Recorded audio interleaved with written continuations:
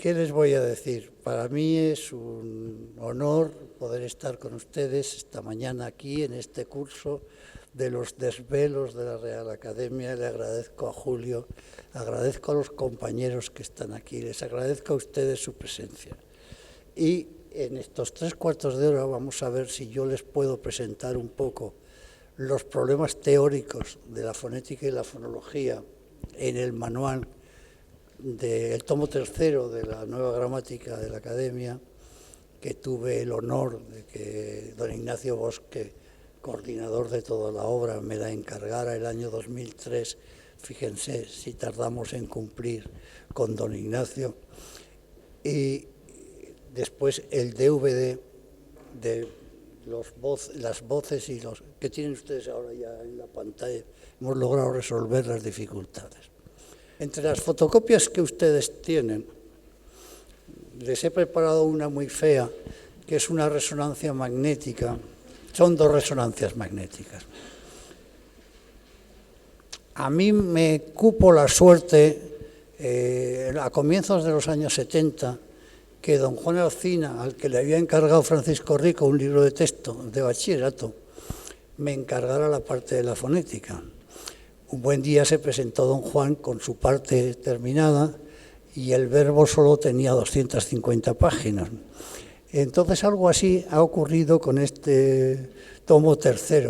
A mí me encargaron una fonética de 100 páginas y en estos momentos la morfología y la sintaxis pesa 5,5 kilos. Entonces, claro, el resultado final no sé cuál habrá sido, pero sí que escribir una fonética de 500 páginas yo creo que es una osadía. Me encontré con los mismos problemas que en los años 70, que era la dispersión de los materiales, las dificultades técnicas para llegar a muchos elementos, tesis doctorales sobre todo, de Estados Unidos, de la América hispana, y después con los problemas teóricos. El año 74, cuando terminamos la gramática de don Juan Alsina, el año 73, lo que privaba era el estructuralismo. Yo recuerdo que mis páginas las revisó todas don Emilio Alarcos Llorac y me quedé muy tranquilo cuando las revisó don Emilio. Como no sabíamos muy bien cómo escribir una fonética, tampoco, yo ahora empiezo a saber un poco cómo se tiene que hacer una fonética. Entonces lo que hicimos fue incorporar todos los atlas lingüísticos, por ejemplo, todo el problema de la variación.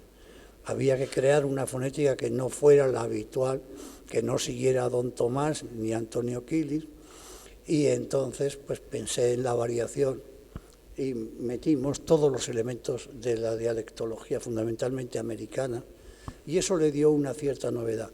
Como no pudo acabarse a tiempo la morfología derivativa, la morfología léxica, le tuve que añadir una historia de la lingüística española que había hecho yo para la memoria de oposiciones de la Cátedra de Barcelona, de la agregación. Y entonces sale un monstruo, un centauro que decía don Rafael Lapesa del esbozo del 73. Entonces, esta vez lo planteé de otra manera, con la experiencia y vista la dimensión enorme que tiene la gramática de Ignacio Bosque, la morfología y la sintaxis. Seguí el mismo modelo de colaboradores externos, especialistas normalmente, como en Alfonso Sabio, 2, no 1, para cada tema, y después también seguí el orden que requería la Academia, que era las reuniones de ASADE para pasar por las discusiones y los consejos prácticos que los sabios miembros de ASADE me daban en las comisiones. Entonces estos fueron 9 años no agradables, de muchísimo trabajo. Todavía recuerdo esas voces que me decían, pero no acabas con la entonación, como si la entonación fuera una cosa que se pudiera acabar con ella. Si es al revés, la entonación acaba con uno. No hay manera de... Bueno, entonces pensé que había que buscar un modelo que no fuera excesivamente rupturista, para que los alumnos y los profesores pudieran seguir la fonética y la fonología. No podía ser lo que es el optimismo en teoría en estos momentos, porque era muy complejo, y yo no sé una palabra de esto. Había colaboradores como Martínez Roca, por ejemplo, que sí que escriben sobre el acento con tablas y con cosas de estas, pero yo creí que en este momento no era lo más adecuado para la gramática de la academia. Y entonces me quedé en un movimiento teórico que va, por eso está esta fotocopia, que fue el comienzo del movimiento, que es una meditación de Chomsky y Hale en The Sound Pattern of English, que es la página 300, de la cual partí y sobre la cual empezamos a construir el resto. El libro lo había escrito Chomsky con Hale, y de Hale tomé el problema de los rasgos distintivos, un famoso artículo del año 95, y también partí de la teoría de la enunciación de Van Benist para la parte inicial de la entonación, para distinguir entre enunciado, enunciación, oración, etcétera, etcétera, y sobre todo las funciones informativas. Para la entonación también me encontré que se necesitaban problemas muy complejos, que se necesitaban elementos que procedían de una tesis doctoral que hubo en los años 80 de una señora, iba a decir una chica, sería una chica en los años 80, en el MIT, que se llama Pierre Humbert, y es la fonética y la fonología de la entonación en inglés. Es un libro, es quizá el libro más importante para la entonación de los últimos 30 años. Y era una investigadora de los laboratorios Bell, y contó con una serie de magníficos elementos que le permitían trabajar. Entonces, como les digo, se trataba de crear un libro que fuera un manual, que tuviera coherencia científica, y la coherencia era darle una teoría que era mínimamente generativista, ya sé que esto produce en España algún terror de vez en cuando, pero da igual, la vida es así y los viejos nos tenemos que acostumbrar a las novedades y ponernos a estudiar, que es lo que hemos hecho algunos cuando éramos más jovencillos, ahora ya no nos da para tanto. Entonces se trataba pues de una teoría mínimamente generativista, aceptada por todo el mundo. La teoría de los rasgos distintivos de Hale es hoy bien común. La tesis doctoral de Pierre Humbert sobre la entonación me permitía hacer un libro que empezara por los rasgos distintivos y acabara por el periodo. Pero me faltaba una cosa más, y era las voces. No se puede escribir una fonética, y hoy una fonética de la lengua española que no tenga los ejemplos de todas las cosas. Y en esto, pues, esto que hoy llaman las nuevas tecnologías, que es como las llamaban así a finales del siglo XIX, pues me permitió crear un disco, que es un juguete, para que en los sitios donde no hay fonética se pueda aprender fonética sin necesidad de profesor. Un mecanismo de autoaprendizaje. Como verán por la primera fotocopia de la meditación de Chomsky y Hale, de la página 300,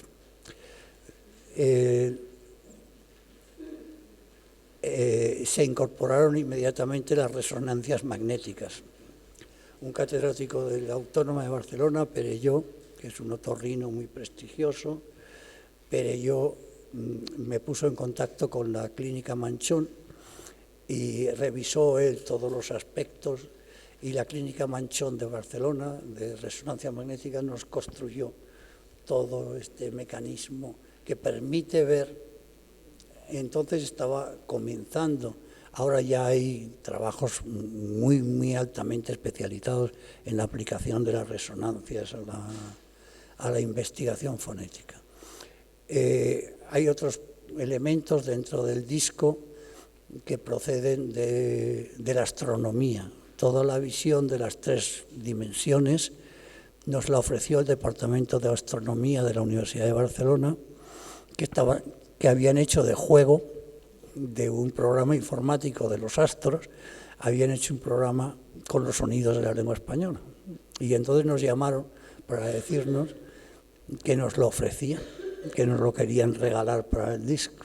Es decir, que hemos tenido coincidencias muy extrañas, y en la entonación luego les contaré, cuando veamos los modelos, qué es lo que seguimos.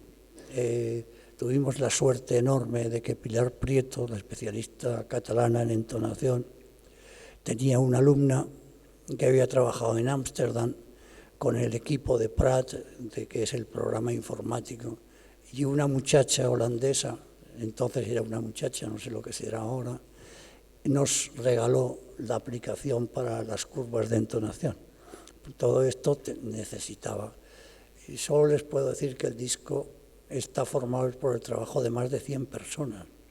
Fue como un enorme mecano del que han quedado muchísimas horas de grabación. Empecemos pues por el principio. El principio era que en posición de reposo, ven la fotografía, la resonancia magnética de arriba, la 1, la primera, así somos de feos. En posición de reposo, el velo del paladar está abajo, se apoya en la raíz de la lengua. La lengua es ese elemento tan feo, no nos podíamos imaginar nunca que la lengua fuera así. Faltan los dientes porque en la resonancia no salen los dientes, pero hay que imaginar que los dientes están, claro. Y si ven ustedes, esta es la respiración. Cuando se va a empezar a hablar, hay un primer mecanismo, ven ustedes, que es el inicio de la fonación. El inicio de la fonación supone que se cierra el canal nasal, la lengua toma otra forma, otra tensión,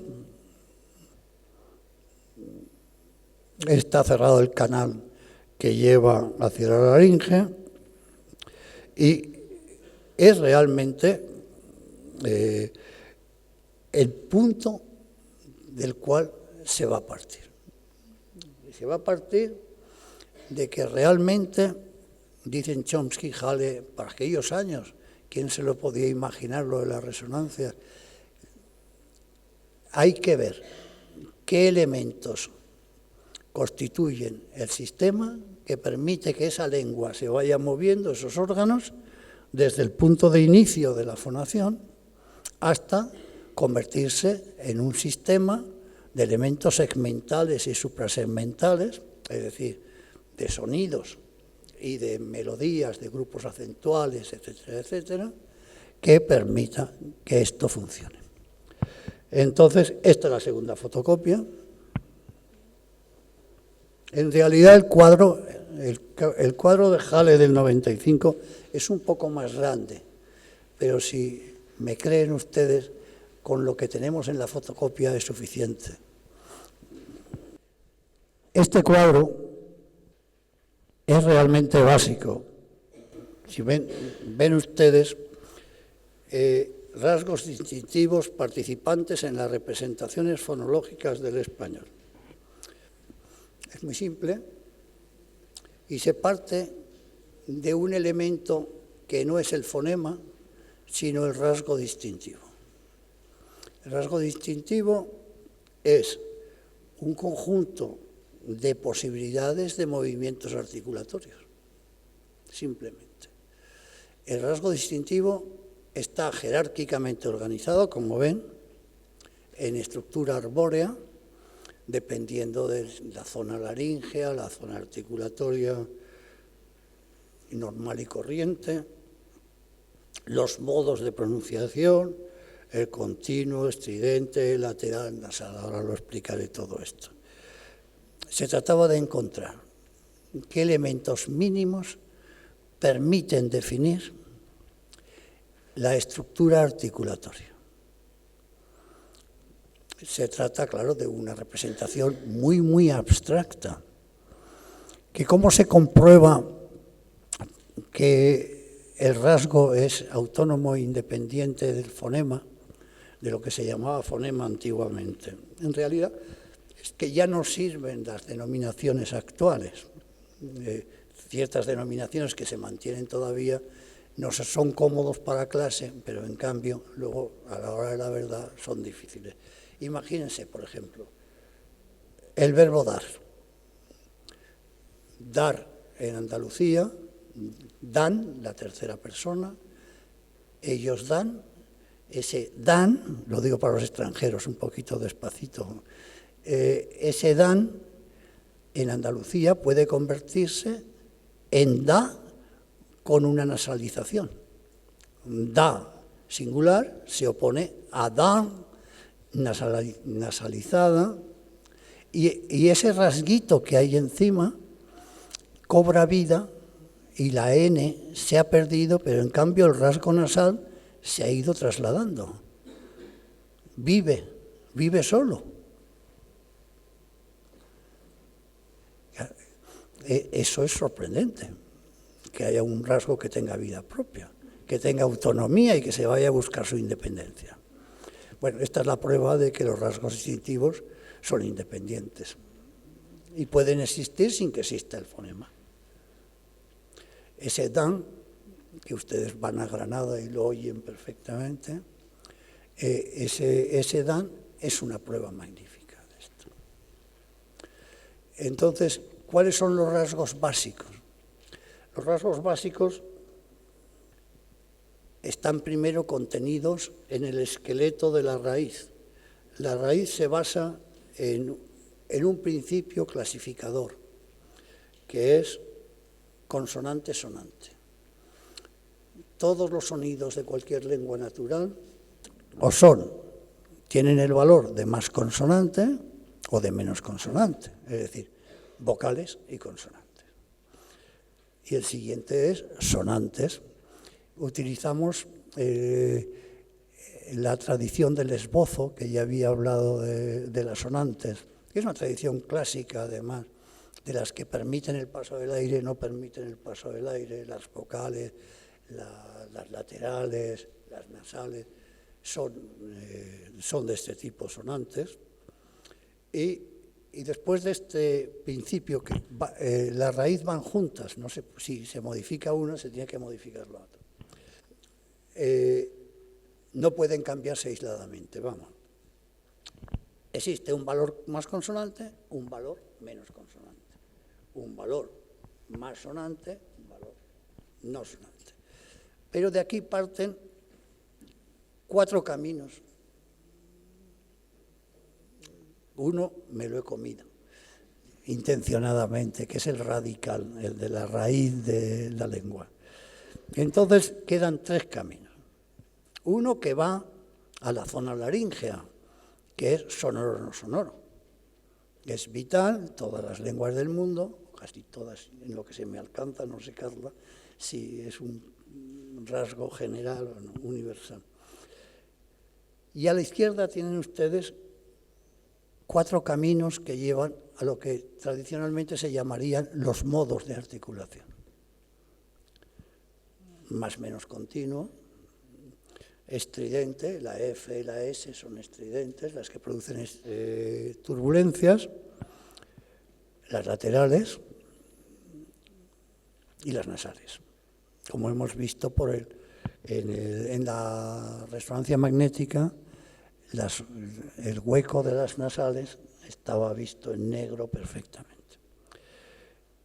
Y queda el punto básico, que es la estructura que daría la boca cortada longitudinalmente. Si cortáramos la boca longitudinalmente, esa boca que hemos visto, tendríamos una zona labial, una zona coronal y una zona dorsal. La zona labial sería la M, o sería la O con el rasgo más redondeado, pero la P sería labial, pero no redondeada. El más complicado de todos es el coronal. El coronal supone dos tipos de criterios. Por una parte, se corta la boca por la mitad y hay anterior y no anterior. Es lo que se llamaba antes posterior. Todavía se habla de la posteriorización de tal consonante. Más o menos anterior, se supone que la boca se parte por la mitad y hay unas consonantes que son la parte de delante y otra de la parte de atrás. Más o menos distribuido es un poco más complejo. Es una propiedad lingüística que antes se llamaba laminar. Es decir, cuando la lengua toma la forma de una lámina o cuando... por ejemplo, pensemos en una ñ, en una ñ, en una lateral. Entonces, la pronunciación esta es palatal, claro. Es una lámina que se apoya. Y en cambio, una N es el ápice de la lengua el que confluye en la zona. Por lo tanto, hay unas consonantes, unos sonidos que tienen el rasgo, el valor distribuido, y otros que no tienen el valor distribuido. Veremos que esto para el ceceo y el seseo, que citaba Julio antes, es importante. Y por último tenemos la dorsal, que en esto supone la descripción de las vocales y al mismo tiempo de algunos sonidos que están retraídos, los velares, por ejemplo. De manera que hay unas vocales altas, la I y la U, hay unas vocales no altas, la E y la O, hay una vocal baja, que es la A, y dentro de las vocales hay unas vocales retraídas, la A se considera retraída, está un poco retrasada, y la O y la U forman las vocales velares. Con esto, y esto es lo maravilloso, se puede construir un cuadro. Que tienen ustedes el sistema distinguidor. Hay dos sistemas fonológicos del español, uno general y uno pequeñito, que es el nuestro, el más pequeñito de todos, que es el que distingue S y Z. Luego veremos que no son ni S ni Z en el otro, pero bueno, es lo mismo. Entonces ven, a base de un sistema de matrices se forman todas las definiciones del sistema distinguidor. El sistema no distinguidor es mucho más complejo porque supone el seseo. Ahora les voy a enseñar el seseo desde el punto de vista histórico, con el CD, y lo verán entonces, pero se lo digo muy rápidamente. Como les han explicado en clase, por si no se lo han explicado, se lo digo yo ahora, el año 50 y tantos, don Rafael Lapesa escribió un artículo en el homenaje a Martinet, en La Laguna, explicando magníficamente cómo se forma el seseo y el CC. El seseo es una variedad histórica que procede de la C con cedilla y la Z medieval, de decir, por ejemplo, y que no tiene nada que ver con la S. Es decir, que la S predorsal andaluza, canaria, americana, es un resultado de una historia de las sibilantes medievales. Y entonces, según si tiene un timbre siseante o seseante o ceceante, piensen en el Atlas de Andalucía, los que conozcan el Atlas de Andalucía, el Atlas lingüístico de la LEA, ahí tienen perfectamente claro esta distinción. Entonces, todavía hay obras de la academia que están mal en este aspecto, hay que decirlo honradamente.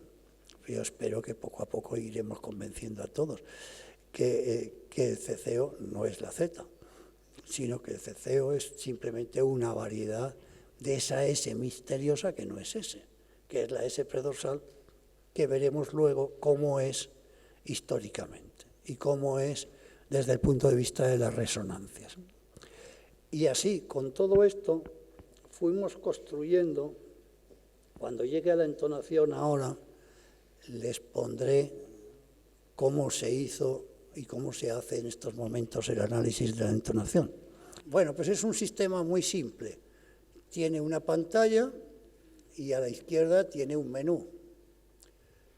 A continuación, se puede ir hacia adelante o hacia atrás, y lo que es importante es esta cajita. Luego hay para poderlo imprimir. Lo que es importante es la cajita. En la cajita tienen ustedes la página web de la Asociación de Fonética Internacional, el alfabeto fonético internacional, la actualización del 2005, el listado de signos fonéticos y combinaciones empleados en esta obra, y después la conexión con el sistema PRAT, que es este sistema informático que permite el análisis acústico y que se puede conectar y que es gratuito, y lleva la posibilidad. Todo esto se construyó para la bibliografía, porque hubo algún capítulo que yo lo escribí con bibliografía, porque me resultaba muy difícil el primero, y luego se la quitamos, porque era prácticamente para un viejo profesor escribir sin bibliografía es un ejercicio dificilísimo, que Bosque hace estupendamente, pero que yo soy incapaz de hacer. Y entonces tuve que escribir con bibliografía y luego una persona me iba quitando la bibliografía del texto. Entonces, bueno, esta caja de herramientas cada vez será más importante. Y por último tiene para poder imprimir, para hacerlo más grande, etc. Y después tienen ustedes a la izquierda los 5 módulos. Hay un módulo político, que no quedó otro remedio que hacer, que es el español hoy. De este módulo, pues esta parte que les he puesto, los nombres de la lengua, forma parte de la cultura, de la cultureta del filólogo. Entonces, la coexistencia con otras lenguas, la RAE y las academias, todo esto está anticuadísimo, porque han entrado los guineanos, y viene a continuación los diccionarios de la lengua.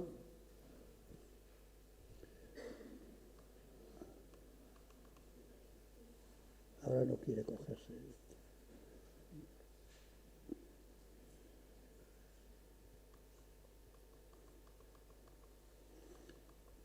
Y viene el segundo módulo, que es el español ayer, que es una historia de la lengua.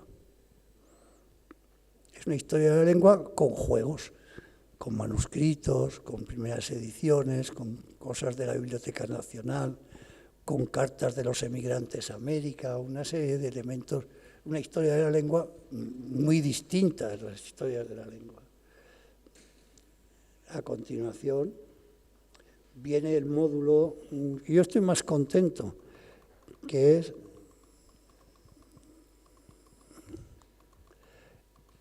la fonética, de manera que uno puede estudiar fonética en su casa.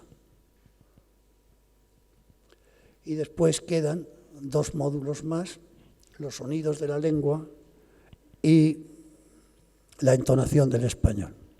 Ahora les tengo que contar una cosa, vamos a ver. Nosotros contratamos a una empresa de publicidad para hacer la selección de los informantes. Los informantes creían que iban a una prueba de publicidad. Nunca se les dijo que era para una cuestión relacionada con la lengua. En primer lugar, se grabaron, no los vimos nunca, muchos de ellos. La empresa grabó en vídeo para que viéramos, sobre todo Pilar García Motón, que fue la encargada, la directora que era entonces del Consejo, del Instituto del Consejo del Cervantes. Entonces se trataba de encontrar gente que tuviera buena pronunciación, que correspondiera a su zona, que tuviera la boca en condiciones. Solo nos equivocamos en una, que tenemos que cambiar, ahora les contaré. Y de ahí se seleccionaron unos cuantos, porque había que seleccionar el que hacía la grabación y al que se le hacía el interrogatorio, la encuesta, y otro suplente. Luego, entre medio, pues tuvimos, como una parte se grabó en la Cámara Anecoica de Barcelona, otra parte se grabó en una empresa de Madrid. Nos ofreció la Telefónica una cámara maravillosa, pero no tenía grabación.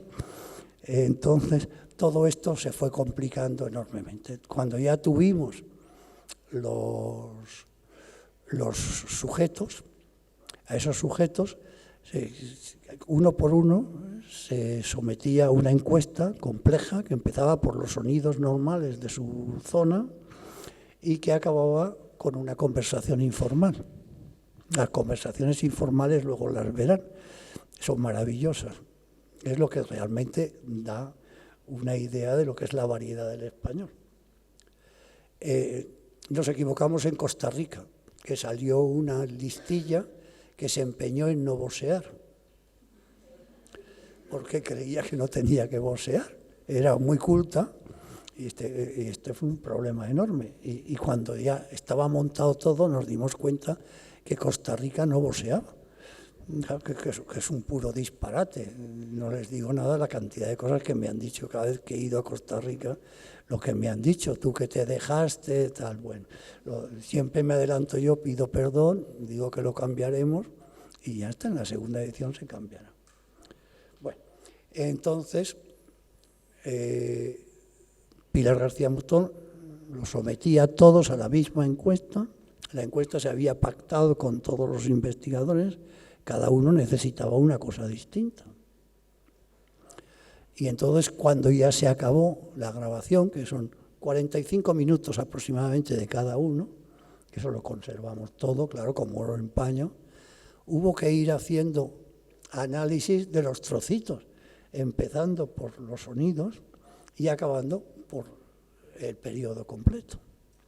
Para el periodo completo elegimos un texto de don Rufino José Cuervo que tiene todos los elementos fonéticos para que se diera una impresión de lo que es el español de una zona. Y ahora lo verán. Es un texto muy bonito del 44, un texto inédito que había aparecido en el año 44 y que es una meditación sobre el español, sobre la variedad, la riqueza, la heterogeneidad. Bueno, entonces vamos a ver esto de los sonidos y vamos a ver un modelito de cada cosa, empezando por el seseo. ¿Se lo ven bien?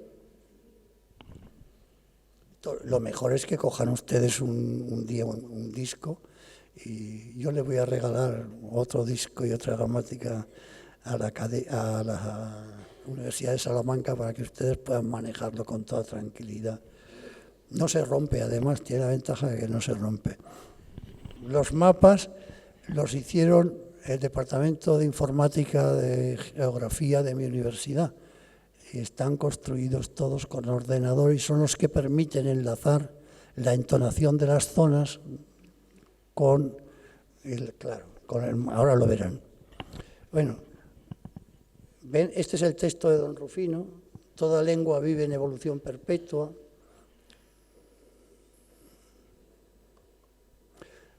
Alterándose, enriqueciéndose, empobreciendo la muestra en una base de evolución. El castellano que hoy hablamos es muy diferente del que hablaba Cervantes, como el que este hablaba. Y esto fue el elemento que unió todas las encuestas. Este texto de don Rufino, que tenía todas las posibilidades. Una vez, entonces estudiaron pues, problemas muy distintos. Las lenguas en los siglos XVI y XVII, por ejemplo, todo está construido de manera que se puede pasar por hipertextualidad. Todo lo que está en azul se puede consultar y va llevando a sitios diferentes. El disco realmente es notable, puede estar uno años viendo cosas distintas que no conoce. Yo todavía no lo he visto completo.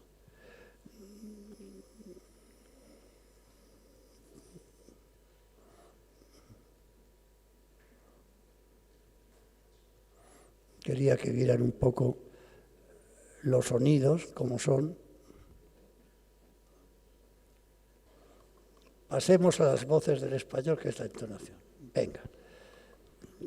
Aquí arriba hay una lista que dice enunciar, enumerar, preguntar, dar órdenes, exclamar, aconsejar, habla formal, que es el texto de Cuervo, habla espontánea, que es como habla el sujeto al que se le ha hecho la encuesta, cómo se contesta en esa zona al teléfono y cómo se da la hora.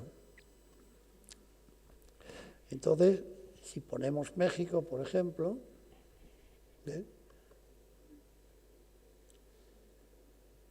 ¿cómo se dice enunciar en México? Y ahora van a ver cómo funciona. Toda lengua vive, ven el texto de Cuervo que hemos visto antes, lo cerramos y se lo piden a México.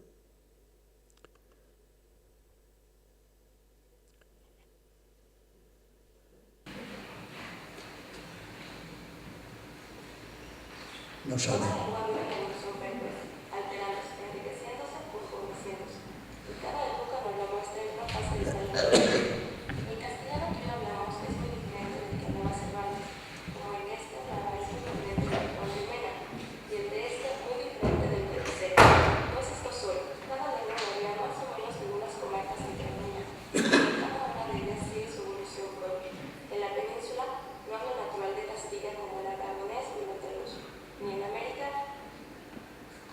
Aconsejar en México.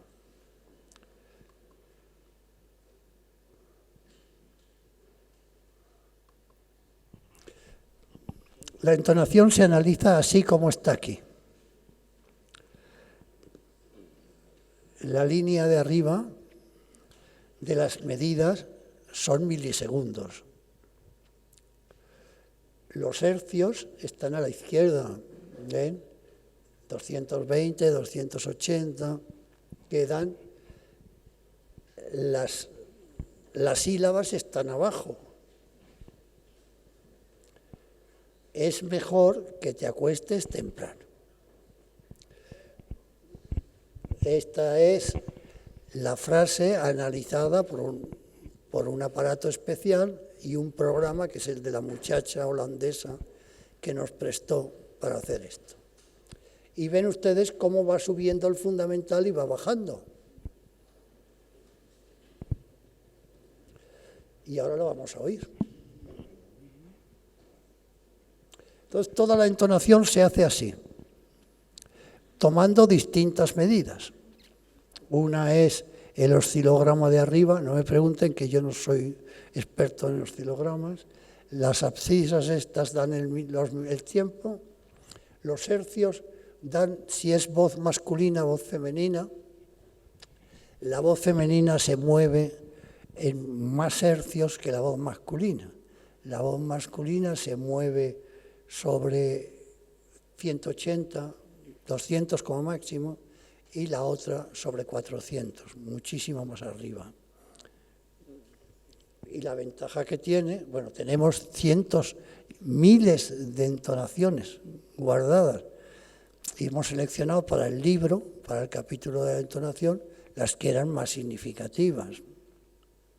Entonces, la ventaja que tiene esto es que ahora le dan al... Es mejor que te acuestes temprano. ¿Ven? Se oye en cada zona. Como ven ustedes, ha sido una experiencia para mí muy honrosa, que debo todo a la confianza de Ignacio Bosque de la Academia y a la colaboración de todos los compañeros que están todos listados en el libro y en el DVD.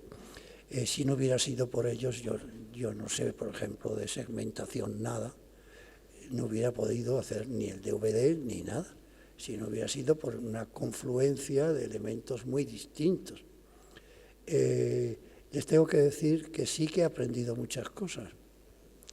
Cuando se acabó este libro y el DVD, yo pude decir en el Salón de Actos de la Academia que ahora ya sé cómo se hace una fonética. Lo que pasa es que fuera ya de tiempos pero me va a tocar seguramente, ahora están en la segunda edición, pues aún podré arreglar lo de Costa Rica. Pero sí que es verdad, y eso se lo aconsejo a los jóvenes, que procuren siempre leer y saber un poco por dónde van los tiros nuevos. Porque a lo mejor está uno empecinado en que lo que ha aprendido es lo mejor, cuando de pronto hay cosas que son muy sorprendentes y que permiten resolver problemas, como me pasó con la entonación, que si no hubiera sido por la tesis de la señora Pierre Humbert, yo no me hubiera podido enfrentar con el problema del anclaje de la entonación. O problemas como el acento. Yo tuve la suerte enorme que el mejor especialista en acentos, un catedrático de Essex, es compañero mío de Barcelona, Martínez Roca, que ha publicado todo sobre el acento en inglés, claro, y en el optimismo, que se hiciera cargo de la revisión teórica de estas partes. Y lo del acento, pues claro, ese capítulo, que es larguísimo, como el de la sílaba, se lo debemos a Ignacio, porque él venía a Barcelona, discutía con la gente, nos dio un seminario sobre el acento. Es decir, que aprovechamos para aprender. Y esto es lo que les quería decir, que les quede la variación, la variedad, la aplicación de distintas tecnologías con una misma finalidad, pero sobre todo que cuando salga un nuevo artículo no piensen que no tienen ningún interés, que son tonterías. No son tonterías muchas veces, sino que son cosas extraordinariamente interesantes y que lo que pasa es que no estamos todavía capacitados para entenderla, que es lo que me ha pasado a mí con el optimismo en este disco. Yo no sé suficiente y también creo que hubiera sido un fracaso total haberlo. Muchísimas gracias a la universidad, a Julio y a todos ustedes por su paciencia. Pero créanme, la fonética es una maravilla.